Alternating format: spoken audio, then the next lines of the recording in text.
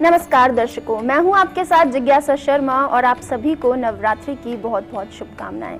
दर्शकों, नवरात्रि का पावन पर्व चल रहा है। ऐसे में आपको माता रानी के किस स्वरूप की पूजा करनी है, क्या कुछ करना है उन्हें प्रसन्न करने के लिए, बात करेंगे इसी पर। आज हमारे साथ स्टूडियो में मौजूद हैं जाने माने ज्योतिषाचार्य पंडित मुकेश शास्त्री जी।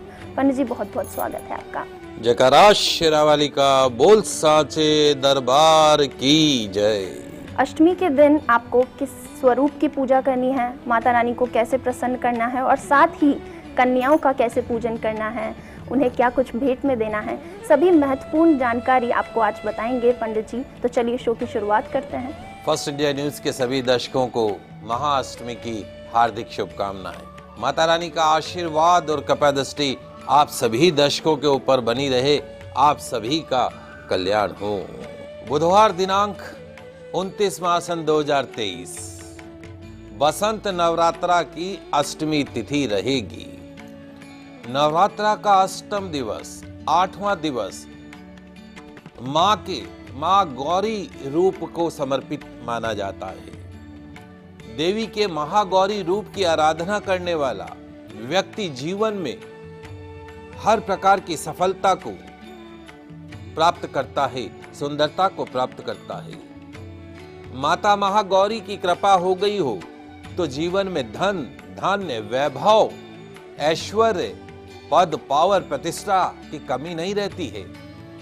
माँ गौरी भगवान शिव का आह्वान करती है और उनसे कहती है कि हे महादेव, तुम्हारी ही सारी शक्तियां मुझ में निहित है।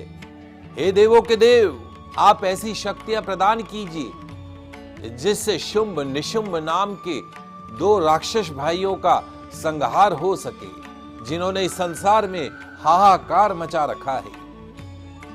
भगवान शंकर ने अपनी सारी शक्तियां माता गौरी को प्रदान की और माता गौरी ने शुंभ निशुंभ नाम के राक्षसों का वध किया, उनका सर्वनाश किया। शुंभ निशुंभ, चंड मुंड, रक्त बीज जैसे दैत्यों का संहार करने के लिए माता ने अलग अलग रूप धरे। कभी गौरवर्णी हो गई तो कभी साक्षात मृत्यु बन गई। मां काली का रूप धारण किया। देवी का यही स्वरूप कभी मां लक्ष्मी, कभी मां सरस्वती, कभी मां काली कहलाया। इसमें एक रूप मां गौरी का भी है। दुर्गम नाम के राक्षस को मारने के कारण देवी का नाम दुर्गा पड़ा। नवरात्रा के अष्टम दिवस मां के 8वें स्वरूप अर्थात मां गौरी की उपासना की जाती है। मां गौरी का जो स्वरूप शास्त्रों में वर्णन किया गया है उसमें माता की 4 भुजाएं बताई गई हैं। अपने एक हाथ में त्रिशूल धारण किए हुए हैं, दूसरे हाथ में अभय मुद्रा में आशीर्वाद देते हुए हैं, तीसरे हाथ में डमरू सुशोभित है, चौथे हाथ में वर मुद्रा में है। मां का वाहन जो है वो वृषभ है, साथ ही मां का वर्ण जो है वो श्वेत है। तो इस प्रकार नवरात्रा के अष्टम दिवस मां गौरी की आराधना निश्चित तौर पर आपके जीवन के हर संकट को, हर कष्ट को, हर दुख को, हर दूर को, हर हर्डल्स को दूर करने में सक्षम है। तो दर्शकों, नवरात्रि के दिन हम बात कर रहे हैं माँ के 8वें स्वरूप माँ महागौरी की। माँ को आपको कैसे प्रसन्न करना है, पंडित जी आपको बता रहे हैं। चलिए जानते हैं पंडित जी से कि माँ को आपको कैसे पूजन करना है, क्या सरल विधि होगी। बिल्कुल, आइए जान लेते हैं अष्टमी के दिन माँ गौरी की पूजा करने की बेहद सरल विधि। क्या करना है? सबसे पहले एक लकड़ी की बाजोट पे, चौकी जिसको बोलते हैं, बाजोट के ऊपर, चौकी के ऊपर या अपने घर के मंदिर में माँ गौरी की प्रतिमा या मनमोहक तस्वीर स्थापित कर लीजिए। चौकी के ऊपर एक सफेद वस्त्र बिछाकर उसके ऊपर हरिद्रा से रंगे हुए चावल और कुमकुम से स्वस्तिक का चिन्ह बनाकर उस पर माँ गौरी यंत्र की स्थापना कर दीजिए। माँ गौरी की मनमोहक तस्वीर या प्रतिमा की स्थापना कर दीजिए। चूंकि माँ सौंदर्य प्रदान करने वाली है तो हाथ में श्वेत पुष्प लेकर माँ गौरी का ध्यान करें। ध्यान के पश्चात माँ के श्री चरणों में पुष्प अर्पण कर दे। या देवी सर्वभूतेषु माँ गौरी रूपेण संस्थिता नमस्तस्यै नमस्तस्यै नमस्तस्यै नमो नमः। यंत्र सहित माँ गौरी माँ भगवती का पंचोपचार पूजन करें, षोडशोपचार पूजन करें। दूध से बने नैवेद्य का भोग लगाएं। यदि प्रतिमा है तो प्रतिमा को स्नान कराइएगा, अलग अलग प्रकार के रसों से स्नान कराइएगा, पंचामृत से स्नान करवाइएगा, देशी घी से स्नान करवाइएगा, दूध दही से स्नान करवाइएगा, गंगा जल से स्नान करवाइएगा। स्नान के पश्चात माता को वस्त्र चुनरी अर्पण कीजिएगा, श्रृंगार की सामग्री अर्पण कीजिएगा, मेहंदी काजल अर्पण कीजिएगा, श्वेत मिष्टान का भोग लगाइएगा, फल अर्पण कीजिएगा। नैवेद्य के अंदर जो है दूध से बने हुए फल अर्पण कीजिएगा, लौंग सुपारी पान बीड़ा अर्पण कीजिएगा। तत्पश्चात में ओम ऐं ह्रीं क्लीं चामुंडाय विच्चे, ओम ऐं ह्रीं क्लीं चामुंडाय विच्चे, ओम ऐं ह्रीं क्लीं चामुंडाय विच्चे, इस मंत्र का 108 बार जाप कीजिएगा। ओम महागौरी देव्ये नमः, ओम महागौरी देव्ये नमः, ओम महागौरी देव्ये नमः। इस मंत्र की कम से कम 21 माला का जाप कीजिएगा। मनोकामना पूर्ति के लिए माँ से प्रार्थना कीजिएगा। पूजा के अंत में माँ की आरती कीजिएगा, पुष्पांजलि कीजिएगा।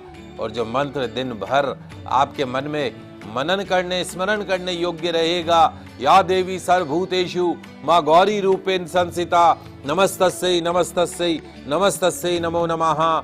या देवी सर्वभूतेषु माँ गौरी रूपेण संस्थिता नमस्तस्यै नमस्तस्यै नमस्तस्यै नमो नमः। इस प्रकार माँ गौरी की आराधना निश्चित तौर पर आपको सभी प्रकार के शारीरिक आर्थिक मानसिक सुखों को प्रदान करेगी, सभी प्रकार के कष्टों को रोगों को दोषों को हर्डल्स को दूर करेगी। तो दर्शकों, पंडित जी ने आपको पूजन विधि बताई, कैसे आपको माँ को प्रसन्न करना है, क्या पूजा अर्चना करनी है। चलिए बात करते हैं आगे कि इस पूजन विधि को आपको किस समय पर करना है, क्या मुहूर्त रहने वाला है, क्या समय रहने वाला है। पंडित जी हमारे दर्शकों को बताएं। माँ अष्टमी पूजन जो करते हैं, जिनके यहाँ अष्टमी पूजन का विधान है, कुलदेवी पूजन का विधान है, नवरात्रि में कुछ लोग अष्टमी पूजन करते हैं अपने कुल की परंपरा के अनुसार, और कुछ लोग नवमी पूजन करते हैं। तो जो दर्शक महाअष्टमी पे कुलदेवी का पूजन करेंगे, हवन करेंगे, उसका सबसे शुभ समय आपके पसंदीदा news channel first India news Rajasthan में बता देते हैं।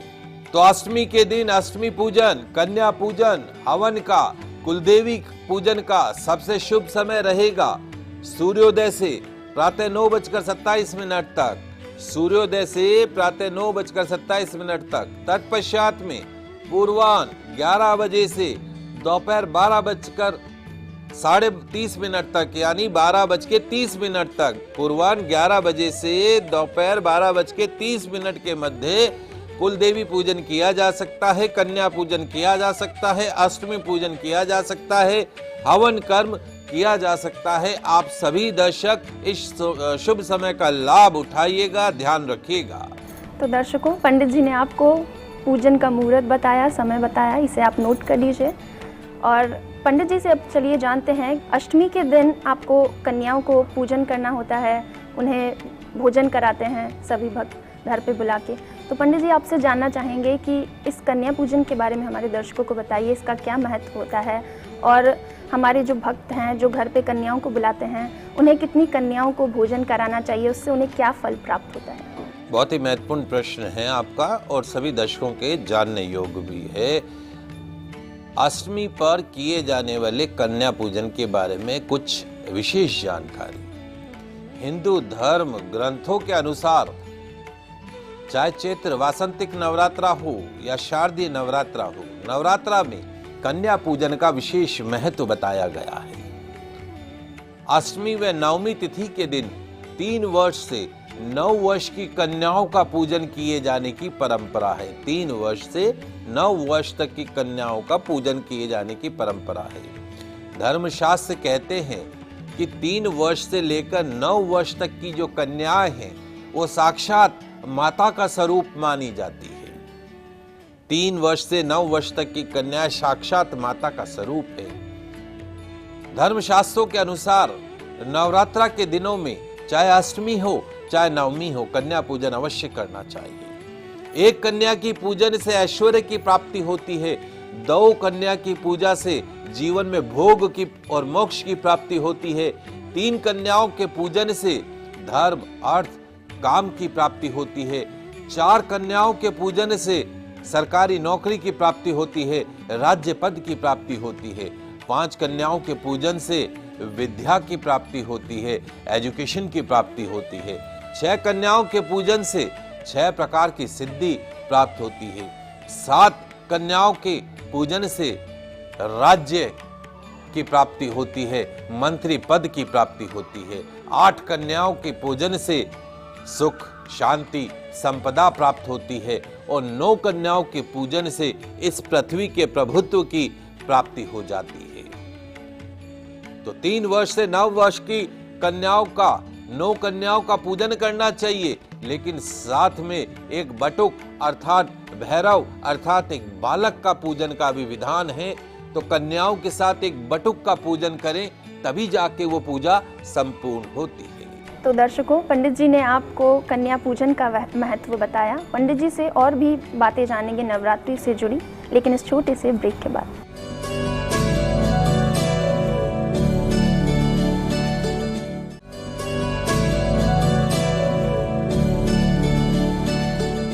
ब्रेक के बाद एक बार फिर से आप सभी का स्वागत है हमारे इस खास प्रोग्राम में। दर्शकों, आज हम अष्टमी के बारे में बात कर रहे हैं। नवरात्रि चल रही है, ऐसे में पंडित जी आपको बता रहे हैं कैसे आपको माँ को प्रसन्न करना है। चलिए शो को आगे बढ़ाते हैं और पंडित जी से जानते हैं कि आज अष्टमी पर कन्या पूजन किया जाता है। ऐसे में हमारी छोटी छोटी नन्ही कन्याओं को क्या भेंट में देना चाहिए, क्या उपहार उन्हें देना चाहिए? जी बिल्कुल, आइए जान लेते हैं महाअष्टमी पर कन्या पूजन में कन्याओं को क्या उपहार दें, क्या गिफ्ट दें जिससे माता प्रसन्न हो। तो हमारे वो दर्शक जो रियल एस्टेट से जुड़े हुए काम करते हैं, यानी जो प्रॉपर्टी डीलर हैं, जमीन जायदाद से संबंधित काम करते हैं, रियल एस्टेट से जुड़े हुए हैं, ऐसे दर्शकों को महाअष्टमी के दिन 9 वर्ष से कम की कन्याओं को चांदी की पायजेब का गिफ्ट देना चाहिए, दान करना चाहिए। यदि आप चांदी की पायजेब कन्याओं को दान करते हैं, 9 कन्या को, और बटुक को यदि आप चांदी का ब्रेसलेट दान करते हैं, रियल एस्टेट में आप इतना कमाएंगे कि पैसा संभालना भी हो जाएगा मुश्किल। हमारे बिजनेसमैन जो दर्शक हैं, व्यापारी जो दर्शक हैं, स्पेशली जो कपड़ों का काम करते हैं, स्टेशनरी का काम करते हैं, छोटी कन्याओं को स्कूल बैग का दान कीजिएगा। बटुक को भी दान करना है, ध्यान रखिएगा। कन्याओं को और बटुक को स्कूल बैग का दान कीजिएगा। निश्चित तौर पर आपका बिजनेस सिर्फ चलेगा नहीं, इतना दौड़ेगा कि उसकी चाल को संभालना हो जाएगा मुश्किल। वहीं हमारे जो ट्रांसपोर्टर्स बिजनेस से जुड़े हुए दर्शक हैं, गाड़ी घोड़े से जुड़े हुए जो दर्शक हैं, उनको क्या करना है? माँ अष्टमी के दिन छोटी कन्याओं को सोने या चांदी के कानों के झुमकों का दान करना है। और बटुक को क्या दान करेंगे? चांदी की चैन, उसको दान करेंगे। निश्चित तौर पर आपका गाड़ियों का जो व्यापार है वो दौड़ेगा, गाड़ियों में खराबी आनी बंद हो जाएगी। हमारे वो दर्शक जो उद्योगपति हैं, जिनके बड़े बड़े कारखाने हैं, वो कन्याओं को सोने के नाक का कांटा प्रदान करें, सोने के नाक का कांटा प्रदान करें और बटुक को सोने का सूर्य का पेंडेंट प्रदान करें। निश्चित तौर पर आपके कारखाने के अंदर जो है आपको मन चाही माँ लक्ष्मी का आशीर्वाद प्राप्त होता रहेगा। लोहे से जुड़े जो काम करते हैं हमारे बिजनेस दर्शक, कन्याओं को रोस्टेड काजू के पैकेटों का कम से कम आधा किलो का पैकेट हो, एक एक कन्या को आधा आधा किलो रोस्टेड काजू, फ्राइड काजू आपको दान करने हैं। वो उसको स्वाद लेगी तो आपको फल मिलेगा। सराफा व्यवसाय, चांदी सोना चांदी का काम करने वाले जो हमारे दर्शक हैं, कन्याओं को चांदी में बना हुआ माता रानी का पेंडेंट दान कीजिएगा, बटुक को भी दान कीजिएगा। निश्चित तौर पर आपका जो व्यापार है वो चल निकलेगा, दौड़ेगा। हमारे मीडिया कर्मी जो दर्शक भाई बंद हैं, छोटी कन्याओं को पाँव में पहनने वाली जूतियों का दान कीजिएगा। निश्चित तौर पर अपने मीडिया सेक्टर में आप मनचाही सफलता को प्राप्त करेंगे। हमारे जो बैंकर्स हैं, छोटी कन्याओं को हेयर बैंड का दान कीजिए। बालों में लगाने वाला जो हेयर बैंड है उसका दान कीजिए। बैंकिंग सेक्टर में आपको फायदा होने लगेगा। कंस्ट्रक्शन का काम करते हैं या जो ठेकेदार हैं, वो जो दर्शक है, कन्याओं को नगद पैसे कम से कम 501 रुपए का दान एक कन्या को करना है। ऐसे 9 कन्या को और एक बटुक को दान कीजिएगा 501 रुपए का। आपका ठेकेदारी का बिजनेस चल निकलेगा, दौड़ेगा। फिल्म और ग्लैमर इंडस्ट्री से जुड़े जो हमारे दर्शक हैं, कन्याओं को नए वस्त्रों का दान कीजिएगा, बटुक को वस्त्रों का दान कीजिएगा, आपको मनचाही सफलता प्राप्त होगी। खिलाड़ी जो हमारे दर्शक हैं, खेलकूद से जुड़े हुए दर्शक हैं, छोटी कन्याओं को और बटुक को स्पोर्ट्स शूज का, पहनने वाले जो कपड़े के जूते होते हैं उनका दान कीजिएगा, आपको खेलकूद में मनचाही सफलता प्राप्त होगी। हमारे जो ज्योतिषी और संत महात्मा जो दर्शक हैं, पंडित जो दर्शक हैं, कन्याओं को, छोटी कन्याओं को धार्मिक पुस्तकों का दान कीजिएगा। निश्चित तौर पर आपको भी माता रानी का, माँ सरस्वती का आशीर्वाद प्राप्त होगा। भगवान कहते हैं कि तेरा तुझको अर्पण, जो तू दान करता है वो दान मैं अपने पास में नहीं रखता हूँ, उस दान को समय आने पर तुझे लाख गुना करके, करोड़ गुना करके वापस दे देता हूँ। तो इस नवरात्रा में कन्याओं को दान करने में हिचकिएगा मत। निश्चित तौर पर ये दान आपके जीवन में शुभता का संचार करेगा। जी बिल्कुल, पंडित जी आपको बता रहे हैं कैसे आपको माँ को प्रसन्न करना है, कन्याओं को क्या कुछ भेंट करना है, पंडित जी ने आपको बताया। और चलिए पंडित जी से जानते हैं, दुर्गा अष्टमी के दिन आपको क्या कुछ उपाय हैं जो करने हैं माँ को प्रसन्न करने के लिए, जिससे आपके जो भी असंभव कार्य हैं, जो भी मनोकामना है वो पूर्ण हो जाए। बिल्कुल, आइए जान लेते हैं नवरात्रा की अष्टमी तिथि, बसंत नवरात्रा की अष्टमी तिथि यानी दुर्गाष्टमी पर अपनी मन इच्छित कामना पूर्ति के लिए किए जाने वाले कुछ महा चमत्कारिक उपायों की। इस तरह के उपाय सिर्फ और सिर्फ आपके पसंदीदा news channel first India news Rajasthan में ही बताए जाते हैं। तो कैसे आप अपने बैड लक को गुड लक में कन्वर्ट कर सकते हैं, दुर्भाग्य को सौभाग्य में बदल सकते हैं, लिख लीजिए, समझ लीजिए। महाअष्टमी की रात्रि को मां दुर्गा प्रसन्न होकर अपने हर भक्त को हर प्रकार की मनोकामना पूर्ण करने का आशीर्वाद प्रदान करती है। तो क्या करना है, दुर्गाष्टमी के दिन अपने घर में उत्तर दिशा की तरफ मुख करके बैठ जाइएगा। मां दुर्गा के सामने चावल और लाल कुमकुम से एक ढेरी बना लीजिएगा। एक चौकी के ऊपर लाल और चावलों से एक ढेरी बना लीजिएगा। उसके ऊपर श्री यंत्र की स्थापना कर दीजिएगा और श्री यंत्र के सामने तेल के 9 दीपक, तिल्ली के तेल के 9 दीपक जलाकर पूजा कीजिएगा। पूजा समाप्ति के पश्चात चावलों को पीपल के वृक्ष नीचे रख दीजिएगा।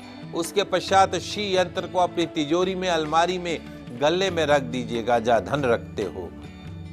निश्चित तौर पर आपके घर में धन आगमन होने लगेगा। और जो 9 दीपक आपने जलाए हैं वो घर की 8 दिशाओं के अंदर जला दीजिएगा और एक घर के मध्य में जला दीजिएगा। मां लक्ष्मी आपके घर में परमानेंट निवास करने लगेगी। यदि आप काफी समय से अच्छी नौकरी की तलाश में हैं, लाख कोशिशों के पश्चात भी आपको नौकरी प्राप्त नहीं हो रही हो, तो इस बार की दुर्गा अष्टमी आपकी इस मनोकामना को पूर्ण कर सकती है। करना क्या होगा, पूर्व दिशा की तरफ सफेद आसन बिछाकर बैठ जाइएगा। एक पीला कपड़ा बिछाकर उस पर स्फटिक की माला रखिएगा। केसर और इत्र से पूजन करने के पश्चात धूप दीप अगरबत्ती जलाकर एक मंत्र, बहुत ही दुर्लभ मंत्र मैं आपको बताने जा रहा हूं। ओम श्रीम क्लीम लोम व्योम शिम मम सर्व कार्य सिद्धि कुरु कुरु नमः। ओम श्रीम क्लीम लोम व्योम शिम शिम मम सर्व कार्य सिद्धि कुरु कुरु नमः। इस मंत्र का 108 बार जाप कीजिएगा। ऐसा लगातार 9 दिन तक कीजिएगा। उसके बाद आप अपनी नौकरी के लिए जब भी कहीं जाएं, इंटरव्यू देने जाएं, एग्जामिनेशन देने जाएं, तो उस माला को गले में पहन के जाइएगा। निश्चित तौर पर अगले ही कुछ महीनों में नौकरी आपके कदमों में होगी। अगर आप अपनी कोई ऐसी मनोकामना को पूर्ण करना चाहते हैं जो काफी समय से पूरी नहीं हो पा रही हो, हर्डल्स आपका पीछा नहीं छोड़ रहे हो, समस्याएं आपका पीछा नहीं छोड़ रही हो, तो दुर्गा अष्टमी के दिन शिव मंदिर में जाइएगा, भगवान शिव का, भोलेनाथ का विधिवत पूजा कीजिएगा, अभिषेक कीजिएगा, दीपक प्रज्वलित कीजिएगा। ओम नमः शिवाय, ओम नमः शिवाय, ओम नमः शिवाय मंत्र का उच्चारण करते हुए घी से 108 आहुति दीजिएगा। भगवान शिव के सामने बैठकर 5 माला इस मंत्र का जाप कीजिएगा। कुछ ही समय में आपकी हर्डल्स, आपकी रुकावटें भागेंगी कोसों दूर। अगर आपका वैवाहिक जीवन ठीक नहीं चल रहा है, मैरिड लाइफ ठीक नहीं चल रही है, तो दुर्गा अष्टमी के दिन स्नान के पश्चात में ओम ह्रीं मोहिनी मम पति मोहे मोहे ओम ह्रीं स्वाहा, ओम ह्रीं मोहिनी मम पति या मम भार्या मोहे मोहे ओम ह्रीं स्वाहा 108 बार इस मंत्र का जाप करते हुए अग्नि में आहुति दीजिएगा। इस मंत्र का 21 बार प्रतिदिन जाप कीजिएगा। पति हो या पत्नी, निश्चित तौर पर एक दूसरे के बीच में प्रेम बढ़ता हुआ दिखाई देगा, वैवाहिक जीवन में मधुरता आती हुई दिखाई देगी। यदि आपका विवाह नहीं हो रहा है, विवाह योग्य है, बहुत प्रयास कर लिए लेकिन सुयोग्य जीवन साथी प्राप्त नहीं हो रहा हो, तो दुर्गाष्टमी के दिन भगवान शिव, मां पार्वती का विधिवत पूजन अर्चन करें। 11 माला ओम सर्वमंगल मांगल्ये शिवे सर्वार्थ साधिके शरण्ये त्र्यंबके गौरी नारायणी नमोस्तुते। ओम सर्वमंगल मांगल्ये शिवे सर्वार्थ साधिके शरण्ये त्र्यंबके गौरी नारायणी नमोस्तुते। इस मंत्र का जाप करें, निश्चित तौर पर आपके विवाह में जितनी भी अड़चनें, रुकावटें हैं वो दूर होती चली जाएंगी। तो दर्शकों, चैत्र नवरात्रि के ये दिन बेहद शुभ फलदायी हैं, पवित्र हैं। आप भी इन दिनों का लाभ उठाइए। आज हमने पंडित जी से जाना महाअष्टमी के बारे में, कैसे आपको माँ महागौरी को प्रसन्न करना है, क्या कुछ करना है। पंडित जी, आप स्टूडियो में आए और हमारे दर्शकों को ये सभी जानकारी दी, इसके लिए आपका बहुत बहुत धन्यवाद। एक बार पुनः आप सभी दर्शकों को महाअष्टमी की हार्दिक शुभकामनाएं। माता रानी का आशीर्वाद और कृपा दृष्टि आप सभी दर्शकों के ऊपर बनी रहे। आप सभी का कल्याण हो। जयकारा शेरावाली का, बोल साचे दरबार की जय। तो दर्शकों, उम्मीद करते हैं आपको हमारा ये स्पेशल शो पसंद आया होगा। इसी के साथ आप सब पर माता रानी की कृपा हमेशा बनी रहे। आप स्वस्थ रहें, मस्त रहें। हमें दीजिए इजाज़त। नमस्कार।